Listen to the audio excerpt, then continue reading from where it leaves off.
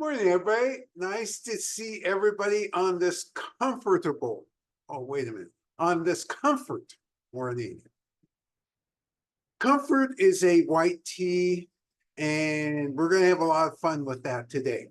So let's start off by reviewing the week because we had a highlight last Sunday, which was very interesting because we had a Rinpoche talk here, and I never imagined that he would cover, and this was a talk about Buddhism and understanding, an introductory understanding of Buddhism and so forth, and such very important topics as Jesus Christ, Saddam Hussein, the elder Bush, the junior Bush, all were part of the presentation. It was an unbelievable presentation. And those of you who attended, thank you very much. And thank you for all the questions you asked. It was very, very good and helped propel the overall understanding of what he was talking about. Great, great session. Let's talk about comfort. This morning, for those of you who just rolled out of bed, I sent an hour ago a map of Fuding. Actually, not so much a map of Fuding, a map of Fujian where you can find Fuding. Fuding is in the northeast corner of that map, truly in the northeast corner. Fuding is the spelling of Fuding. And if you take your eyes and glue them on Fuding and then go directly left, that would be directly west for about 1.5 inches, maybe 1.75 inches, you see Zhenghe. So these are the two gigantic names in white tea. Jinyang is also one of those names, but Fuding and Zhenghe are what you hear and hear all the time. And when thinking about white tea, sometimes in the marketplace you see white tea from Africa. Well, that sounds exotic. Sometimes you see white tea from India. Oh, very exotic. That almost has a Buddhist sound to it. However, is it white tea done in the way white tea is done in Fuding or Zhenghe? And the answer would be no. Do you get the same benefits that you would get from Fuding and Zhenghe tea? Answer is also no in that regard. So yeah, there is white tea in the market outside of China, but it's just simply not the same. Not the same process, not the same end result. It doesn't mean it might not taste good, but if you're looking for the traditional white teas, these are the places, this is the province. So in general, how much white tea does Fuding produce in a year? Well, these years it produces around 25,000 tons of white tea. US dollar value, about $800 to $900 million worth of white tea. And these sound like really big numbers, don't they? However, let me give you a really tiny number. When you think about white tea in totality versus the whole market of tea, it's less than 1%. This is in China, of course. So yes, it's a gross number, but it's not a large number in comparison to what's being produced in other parts of China. How much of the area of Fuding is under cultivation? About 32,000 acres, roughly in that area. What does it look like in Fuding? Well, in the east, ocean, big ocean. Let's see, I'm trying to remember that. Oh yeah, that's right, that's the Pacific Ocean. That's the other end of the Pacific Ocean. So you got ocean. So Fuding is facing down towards the ocean. Well, where's the most of the cultivation? It's up the mountain to the West. So you have this environment where the heat and the huge humidity from the interior is stopped by the mountains. Of course, some of it leaks over the mountains, but you get a very pleasant, comfortable area. Comfortable area that gets about 50 inches of rain annually. Rains mostly in the springtime, a little bit later in the spring, not in the early spring. So when they harvest, it usually doesn't influence the harvest. Really an ideal spot for doing white tea. Last week when we did Jewel, I discussed a little bit how my own opinion, how my own thinking about the development of white tea has changed. I want to further amplify that because there's so much documentation coming forth these days as Chinese researchers look more and more carefully about apparently white tea being produced. It certainly wasn't the same technique as it has been over the last 200 or 300 years. Really, when you talk about technique and conscious processing of the white tea modality, you got to start sometime in the 1700s and probably should start around 1796, give or take a few decades.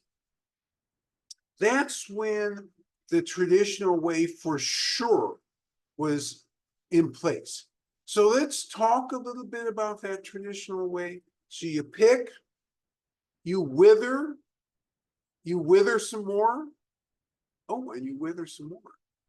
And then at the end, after you've withered it dry, so to speak, you bake a little bit to make sure it doesn't mold. You get that water content down to a very, very low level. So in that description, I didn't hear the following things. I didn't hear you apply artificial heat. Well, I did a little bit at the very end, baking, but certainly not in between. I didn't hear you rolling. I didn't hear you frying.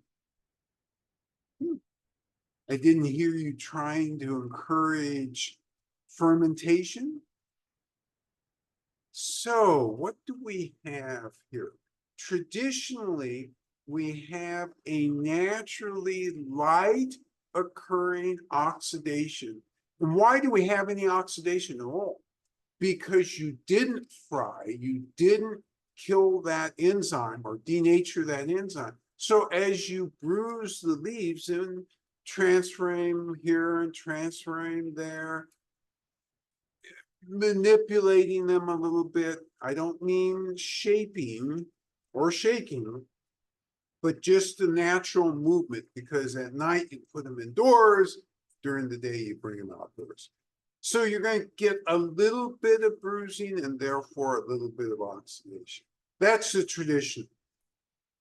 What are they doing in Fuding and why, and when did it start?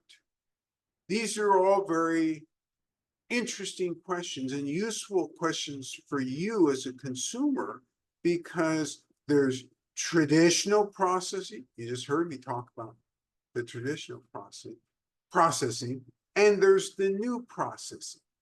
Now, before we get to that new processing, we introduce the terroir a little bit. East is the ocean, west are the mountains. What we didn't say anything about is the cultural terroir. What's different about Fuding than many other places, tea producing places? You have a big minority there, indigenous peoples who are doing the processing.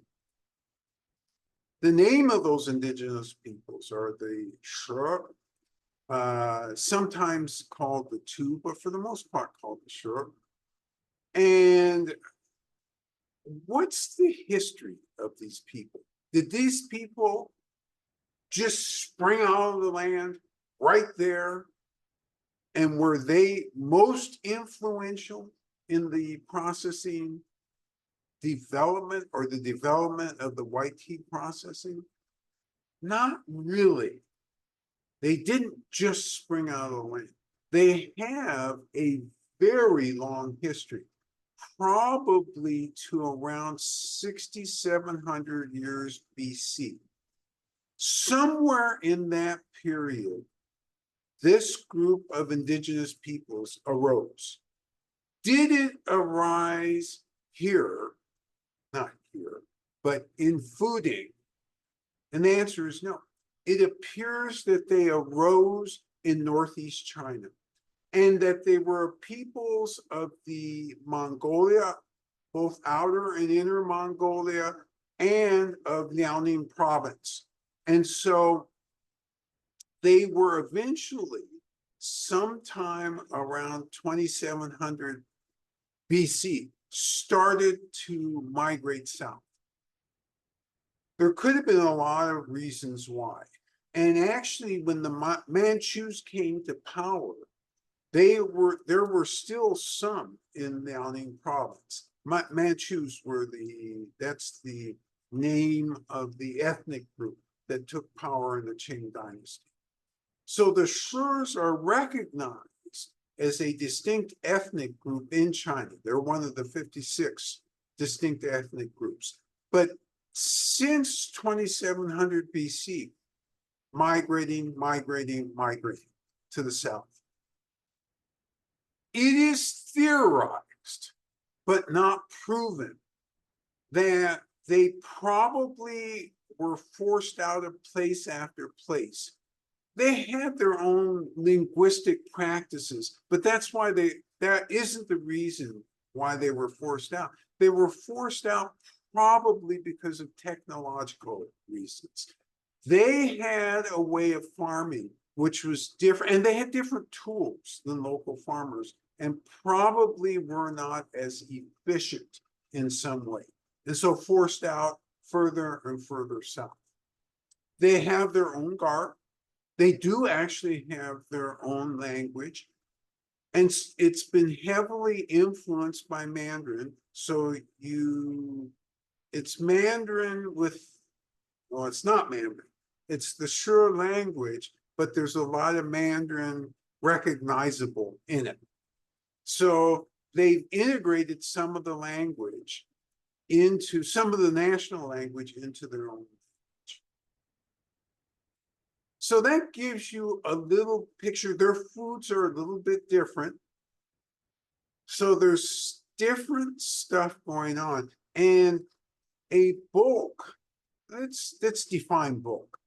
50% of their population, 50% of their population. Well, if it's zero, then that's still zero. So I better give you a population number too. There are about 800,000 Sure in China.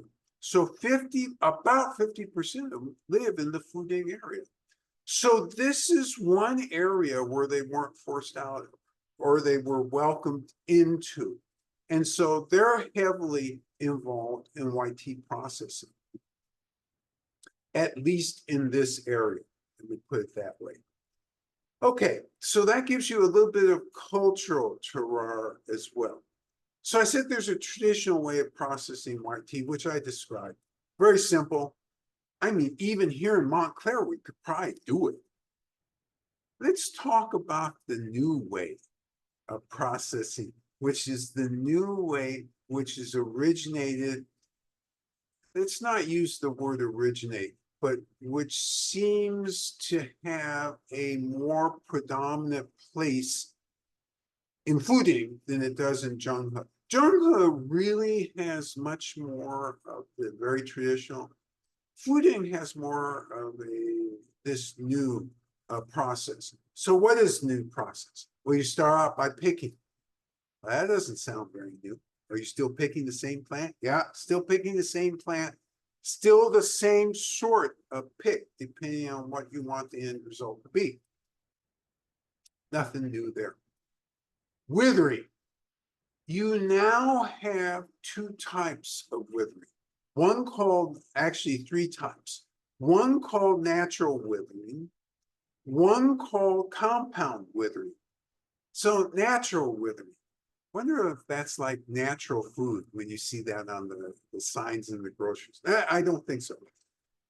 Natural withering is you wither outdoors and you just wither the heck out of it, sun wither, until it gets completely done. Done withering, that is. And you get it down to a very, very dry state.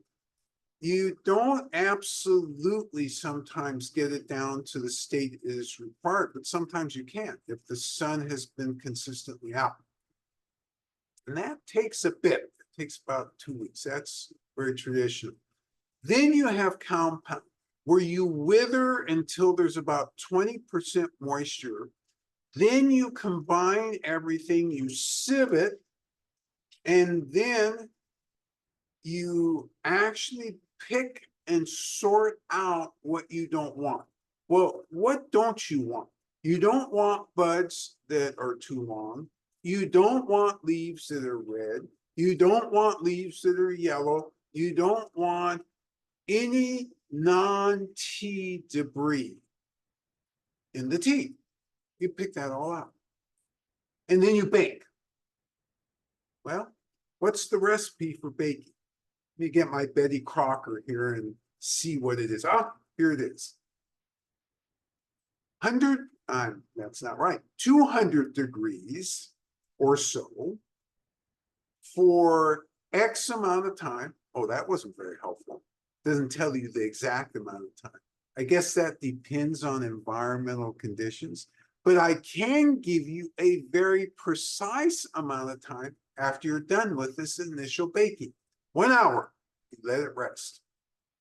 In the meantime, you prepare your baking facility, because you're going to bake again the same tea, and this time at a lower temperature, about 170. And this isn't a thing where you can get your material all ready and you've forgotten to turn on the oven. I don't want to wait for the oven to heat up. You just put it in, you put it on the temperature. No, it doesn't work that way with this. This, you have to have that 170 or so going, and then you bake for a shorter amount of time. And again, that's not very helpful, is it? Because shorter could be 15 seconds, it could be 15 minutes. You bake until it's finished. And usually that's not going to take more than 15 minutes to a half hour. And what is the definition of finish? You get the moisture levels down to where you're sure there's not going to be any molding or degradation of the tea. So that's part of the new tradition. But wait, there's more. So we got the withering and the baking.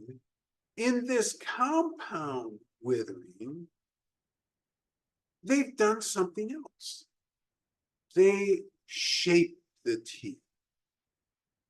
Oh my God, that means they're putting the hands on the tea. They actually roll it. Why? Are they trying to create red-white tea? You know, trying to get a little oxidation action going there? The answer is not exactly. What they're doing is they find they can get a deeper flavor if they roll it slightly. And, you know, if you shape it, it looks beautiful. And consumers, oh yeah, I like the look of that. Let me buy more. So all of this, and by the way, I said there were 3 things that were happening. Big data, big science has entered the Fuding area. And so they have these lights now, which they can wither under. Is this a popular way? Not yet, but is it the way tea production might be going? The answer is potentially. What they're trying to do in Fuding, and this is really interesting because Fuding is the leading marketer of white tea, right? They have made you and the rest of the world believe white tea begins and ends in Fuding. We are the progenitors of white tea. Would this be true? Nobody knows. They've done such a good marketing job. We know what we do know is 3 places, Zhenghe, Jinyang, and Fuding. Fuding just has the smartest marketers. It's just like with fully fermented tea. Poor, the people who grew up in the township of Poor were the smartest marketeers. And so you now know fully fermented tea as Poor. Well, many people think white tea, oh, it's Fuding. Now here in this shop, you all know that's not true. But I do have to give Fuding its due. And that is, they do have some new traditions or new ways of processing the tea. They are trying to enhance and experiment with flavor.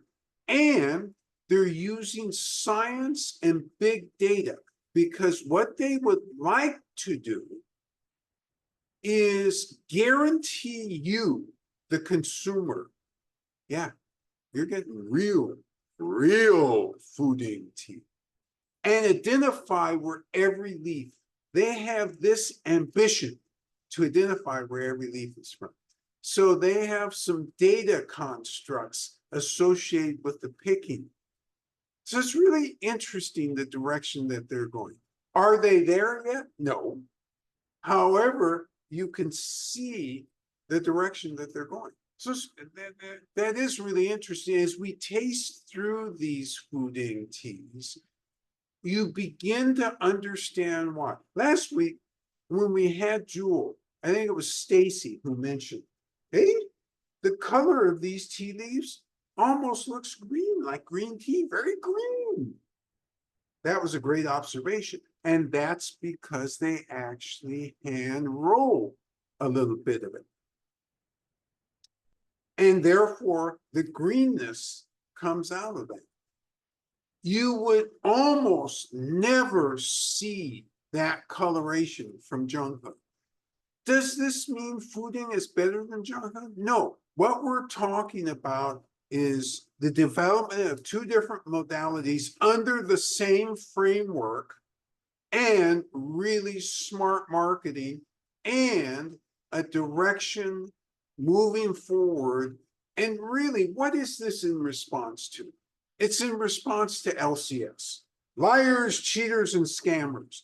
Because if you can accurately identify where every single leaf is from, hey, you're that much further ahead in the game. Oh, and by the way, what else can you do? You can charge a higher price, right? Oh, yes, this is really from the mountain. Oh, wait a minute, that's not what they would say. This is really from Taimu Mountain. Fuding tea, and then charge the price for Fuding tea. What is it in addition about Fuding tea that makes it so special? It's a varietal. Fuding Da Bai Cha, big leaf tea. Do they have small? Fuding small? Oh, they do have that too. But it's the big leaf tea. And why does this make a difference? It makes it there, and you'll see this morning when you look at the buds. Oh my gosh, those buds need to go on a diet. They're fat. We love fat buds. This comes from this particular varietal.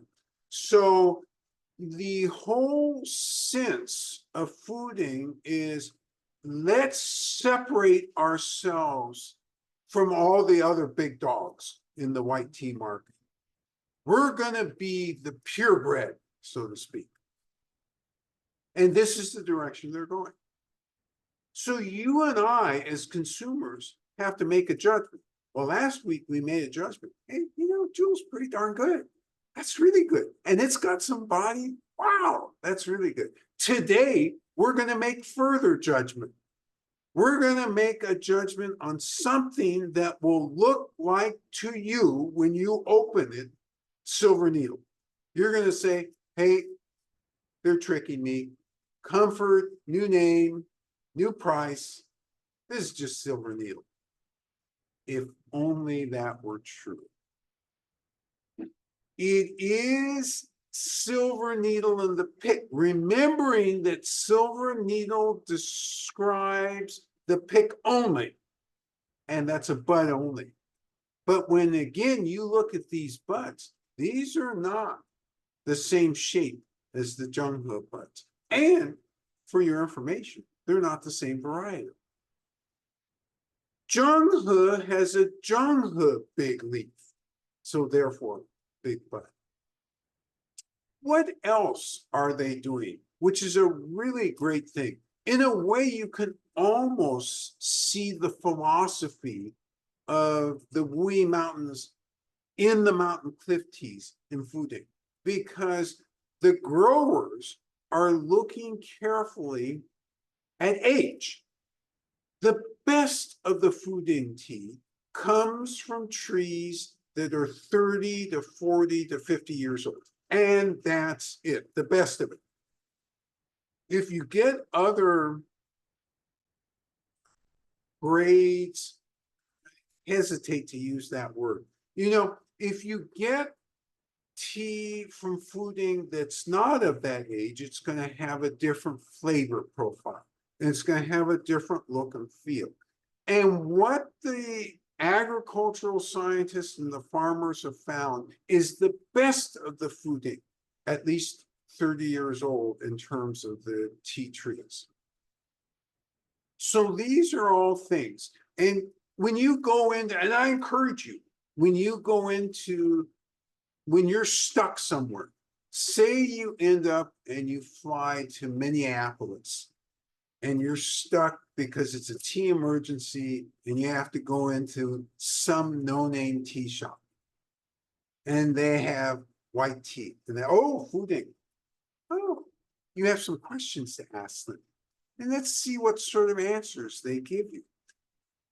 I'm imagining it'll be a laughable sort of answers because, again, most people beyond the modality of white tea don't understand the trends by area.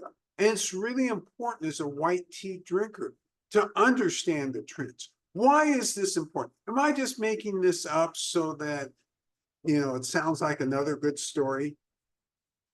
And anybody who's nodding their head now is going to have severe consequences later. And I'm watching. No, the answer to that question is no. Once you start to taste the difference by area, you'll recognize it each and every time. And you'll know for sure, yes, I'm getting Fuding because I can taste it.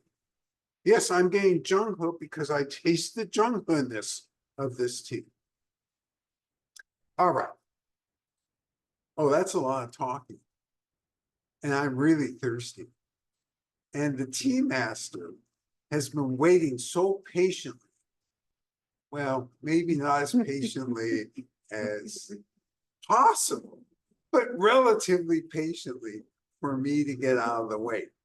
So I am so pleased to bring the numinous tea master with the perm in her hair to demonstrate Fuding tea. Yes. Comfort. Yes. Hi everyone, good morning. We do the bicycle. It's from the bird, bird bird. It's from the Fuding. Bird. Come here, jungle. Oh, okay. Okay, so 白茶, I say I got 白茶 is white tea from the Fuding. This is not from the 正和. Okay, I take a water, please. Yes, so the tableau is set up as usual, 3 large cups. You can use 2 large cups. The other main thing is a strainer. Those are the things you must have. Everything else on here is for fun. These are for fun. The tea toys are for fun. They're useful, but you don't have to have them. These are the things you must have. All right, Tea Master is drawing the water. Ours is already pre-programmed for 175 degrees. In this first rinse of the cup, you can use any water temperature between 170 and 212. We use 175. And we're going to make sure that all these cups are really, really clean. No residue of soap or anything.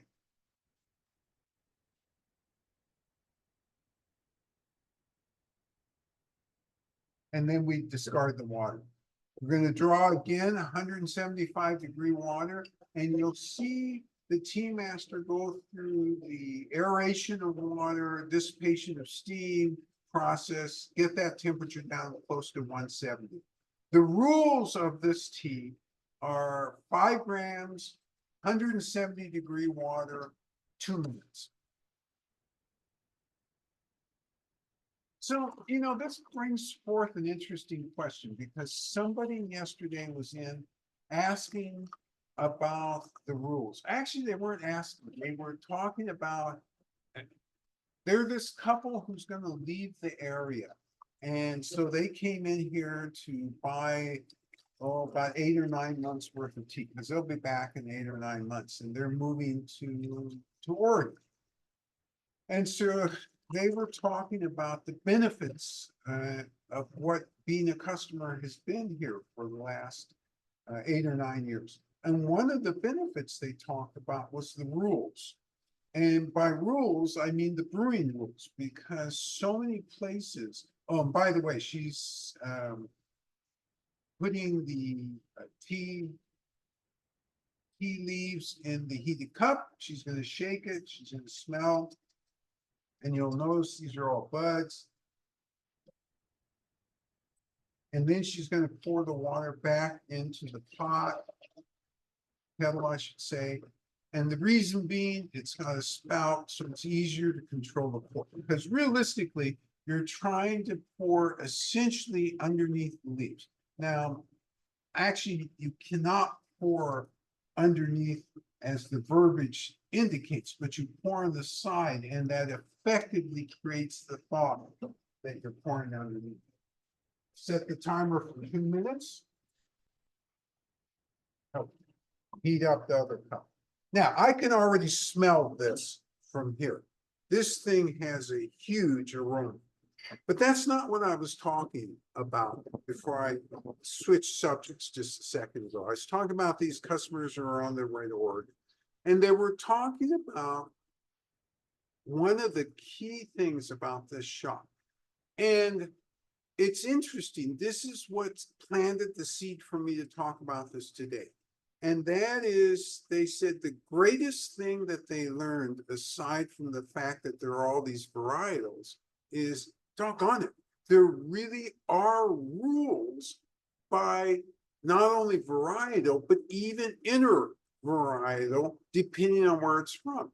And they said that that's been the greatest value to them over time, because they now know as they see teas to think about the rules of how they might brew it to get the best flavor.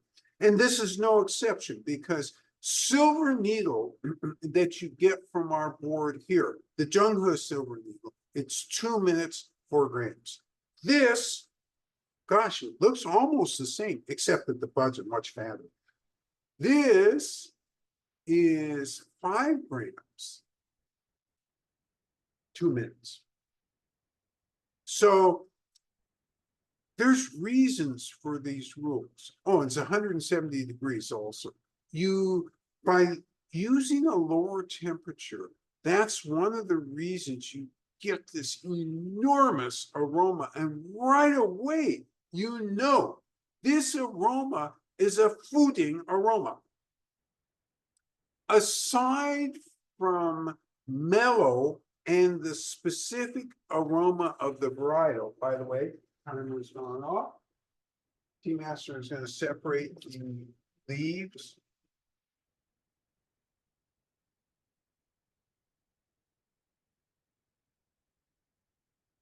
From the tea.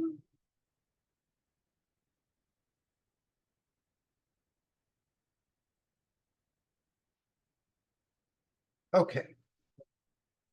I always love this part because I show people, and if they're not looking carefully, they think, oh, they just gave me a cup of hot water. They forgot to do the tea leaves in there. However, the smell would tell you right away, you're wrong. There were tea leaves in here. So for comfort, that's into the quality arena. This is 170 degrees, so we know we can take a larger sip. We still are careful. We're going to coat the tongue, and we're going to make a determination of astringency. We're going to make a determination of aftertaste, and we're going to think to ourselves, what are the energetics? And I want to talk about this energetics shortly, but not right this second.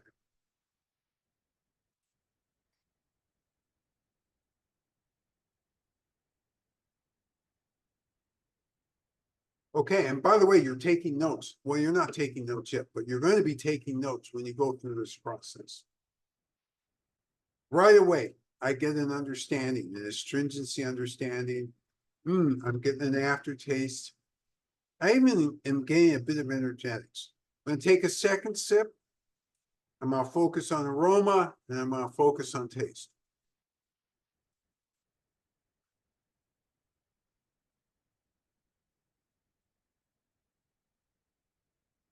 Goodness. There's both aroma and taste in this. Am I in a hurry? The answer is no. Even if I overtalk the first portion, I'm not in a hurry. There's a rhythm to going through this tasting process and really making sure you understand what it is you think you're perceiving. All right, it's your turn to brew. Tea Master is going to go ahead and brew with me. So you're going to set your timer for 2 minutes.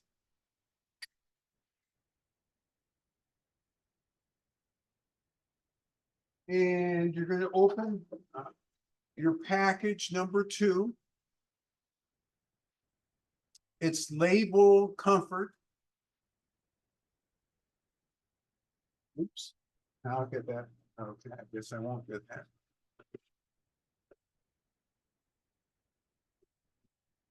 You're going to go ahead and draw your water and heat your cups.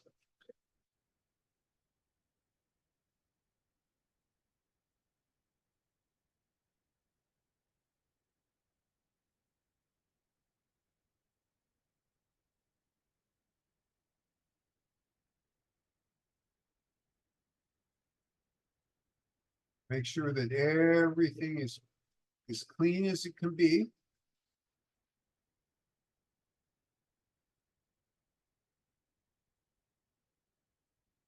And you're going to put in either 175 or 170 degree water. And remembering, if you err in terms of temperature, always err lower. And you're going to aerate the water, dissipate the steam.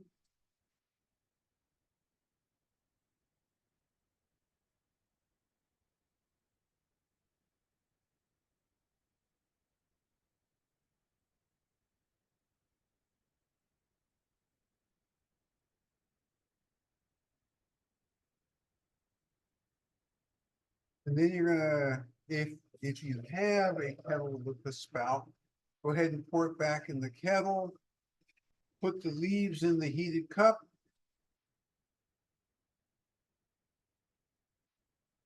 Shake the cup, warm the leaves, smell the leaves.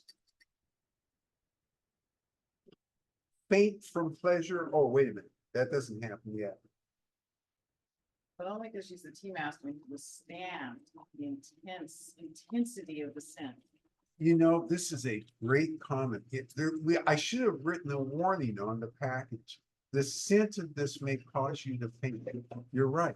That would be a good warning, lady.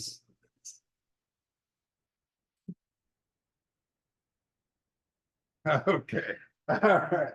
And we set the timer for 2 minutes. Remember I said I was going to talk about energetics.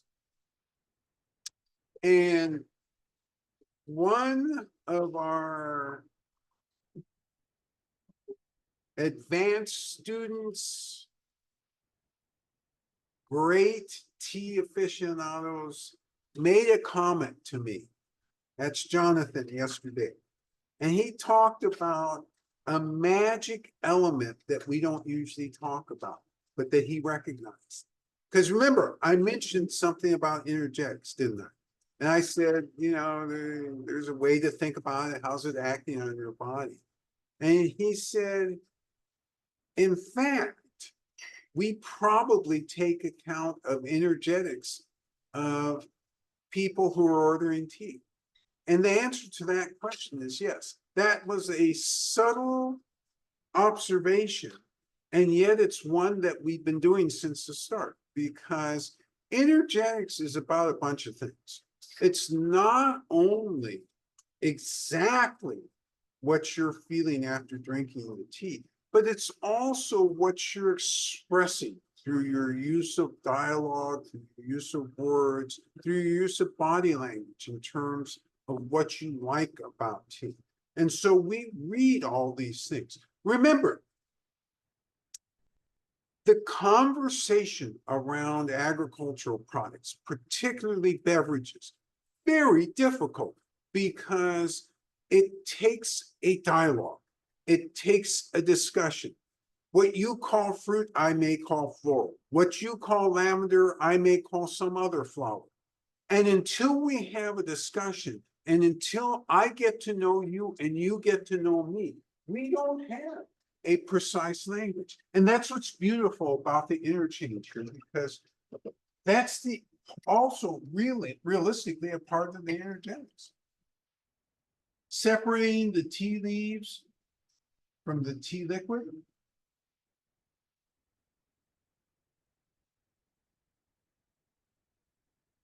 And right away, you're noticing things. You're noticing aroma. There is actual color in this, even though it's light. Yours should look something like this. And it's time for you to enter the tea, the quality arena. Make some evaluations. And are we in a hurry doing this? No. It's the speed at which we're able to make these evaluations.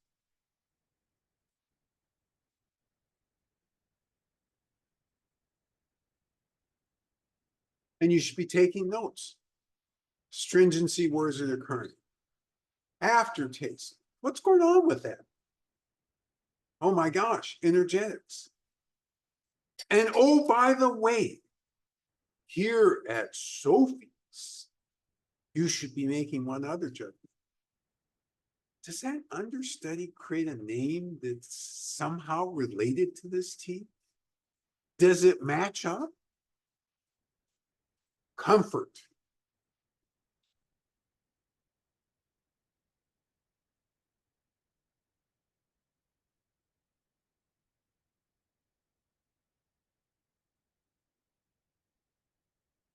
So the other thing to think about, by the way, as you're drinking this, is for those of you who have regular silver needle, is there a difference? What is the difference? Yes. Comfort is always like a warm hug that feels like coming home, is what a participant shares. Warm hug that feels like coming home. Sounds like I did okay with this thing. A warm hug that feels like coming home. Absolutely. White tea, and this implies something. It implies almost a groundingness quality to it. There's nothing about this that's out of bounds. There's nothing about this that is edgy.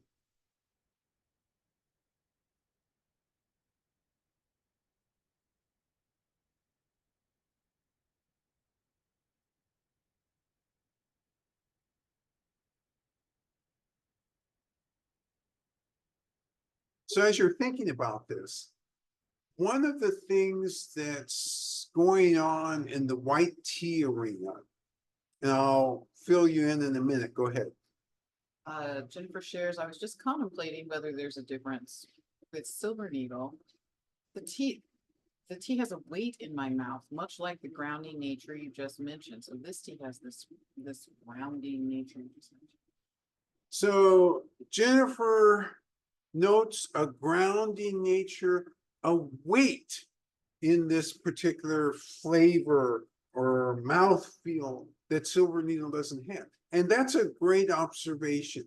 This is the, in quotes, Fuding weight. Last week, when you tasted Jewel, nobody said anything about weight. And yet that was in my mind also. It had a fullness to it. This is part of the characteristic of this particular terroir and this particular varietal. Weight, fullness.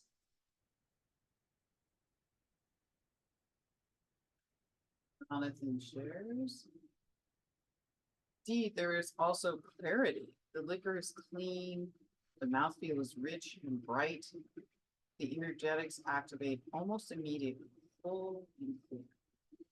Great commentary. Jonathan notes full and clear, clean, clarity. There's no fresh. There's nothing in this that tastes confusing.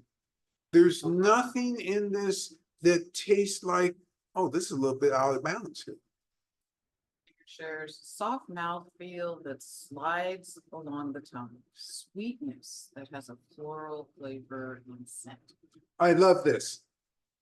Soft mouthfeel that slides along the tongue, a sweetness with a slight floral scent. You've captured everything. That slight floralness out of this, it's almost as if they subtly or secretly infused the tea with a floral scent, but they did not. This is the natural scent of this. And by the way, as this ages, it morphs from that floral almost to a honey scent. And is this something that they on purpose are aiming for? And actually, excuse me, the answer is yes. Because when they store in such a way, they know that if they store carefully, they'll end up with that floral honey scent. They always know. They're never surprised to hear you say, yes, easily drinkable, a warm hug, clear, fresh. They're never surprised for that out of the get-go. But they are surprised when Westerners gain access to comfort that has been aged and they detect that honey scent to it. And again, that's on purpose. That's how they have processed this tea. Drink catches a plurality also in the flavor as well as the scent. Plurality and flavor. Great, thank you for clarifying that. That is true. Both in the scent and the flavor, there is that floralness. This tea hits all those positive notes. You get it in the bouquet, and the bouquet is consistent with what you get in the actual taste. And therefore, it's a wonderful experience. There's nothing dissonant in this experience. Kathleen shares the astringency takes a while to detect. Ah, great comment. Kathy says the astringency takes a while to detect. This was a great comment because I tried not to give it away when I went through the quality arena. And I realized much the same thing. Oh, I'm not getting much astringency. I got a little bit, but I wasn't getting much. And then now, as I've had several sips, now I have a clearer definition because that's part of the clarity.